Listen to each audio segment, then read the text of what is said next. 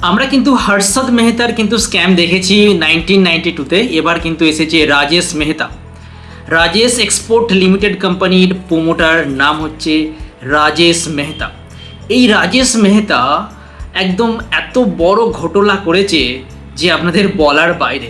15.15 লক্ষ কোটি টাকার কিন্তু ঘটনা। কি অ্যাকচুয়ালি ঘটনাটা ঘটেছে?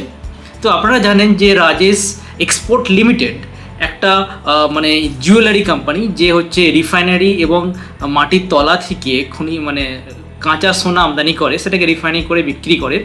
এর ম্যাক্সিমাম রেভিনিউ কিন্তু বিদেশ থেকে আসে। এই ঘটনাটা কি হয়েছে, কোম্পানি তার যে ফাইন্যান্সিয়াল রিপোর্ট, সেটা হচ্ছে 2021 থেকে 2025 সাল যে রিপোর্ট আছে, সেই রিপোর্টকে এমনভাবে বাড়িয়েছে যাতে শেয়ারের প্রাইস কিন্তু অনেকটা বেড়ে যায়। আর এই শেয়ারের প্রাইস, রাজেশ এক্সপোর্টের শেয়ারের প্রাইস 1000 টাকা ছাপিয়ে গেছিলো, মানে এর হাই 1000 টাকার উপরে চলে গিয়েছিল। আর এই যখন হাইয়ের কাছাকাছি চলে গিয়েছিল তখন কিন্তু এলআইসি প্রায় 12,726 কোটি টাকা কিন্তু বিনিয়োগ করে।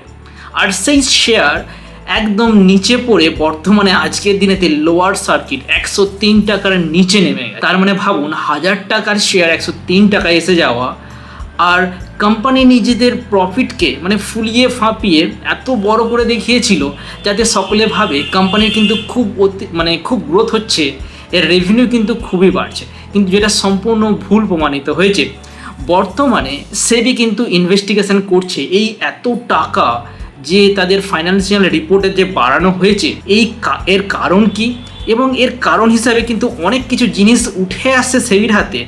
তারা বলছে যে অ্যাকচুয়ালি রাজেশ এক্সপোর্ট যে কোম্পানিটা, তারা সেবিকে রিপোর্ট দিচ্ছে যে ভলকাম্বি এসএ সাউথ আফ্রিকার কোম্পানির সাথে তারা ডিল করে এবং সেখানেতে গোল্ড জুয়েলারির কারবার করে। সেবি অ্যাকচুয়ালি জানতে চাইছে কোম্পানির কাছে যে আপনারা ডকুমেন্টস প্রোভাইড করুন যে আপনি রাজেশ এক্সপোর্টের সাথে কাজ করেন কি না। যখন সেই রিপোর্ট সেবির হাতে আসে তখন সেবি কিন্তু আসল খেলাটা বুঝতে পেরেছে।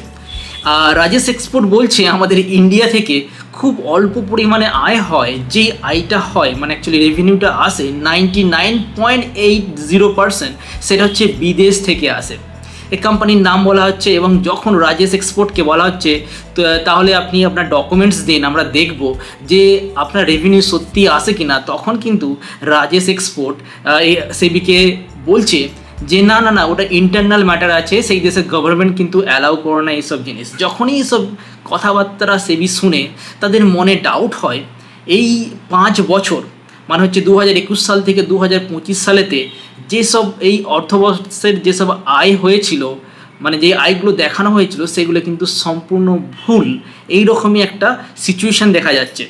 তারা বলছে রাজেশ এক্সপোর্টের কোম্পানির যারা এমপ্লয়ি বা যারা বোর্ড ডিরেক্টর, তারা বলছে 97 থেকে 99% যে ফুলিয়ে ফাঁপিয়ে যারা দেখিয়েছিল যে আয় আসছে, সেটা কিন্তু সম্পূর্ণ ফলস। তো এর ফলে সমস্যা কাদের?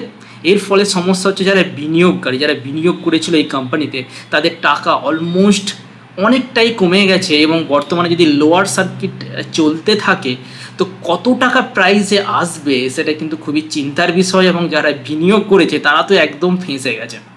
আর সব থেকে খারাপ বিষয় হচ্ছে আমাদের এলআইসি, একটা সরকারি কোম্পানি কিভাবে এই রাজেশ এক্সপোর্টে তাদের নিজস্ব অলমোস্ট 12,726 কোটি টাকা বিনিয়োগ করে ফেললো। এটা সত্যি একটা ভাববার বিষয়। যারা এলআইসিতে ইনভেস্ট করেছিল তাদের কিন্তু মাথায় হাত। যদি কোনো রকম ঘটনা হয় তাদের বিনিয়োগের টাকা যাতে তারা সম্পূর্ণভাবে ফেরত পায়, এটাই কিন্তু তারা এই সময় ভাবছে। তো ঘটনাটা কিন্তু এইরকমই ছিল।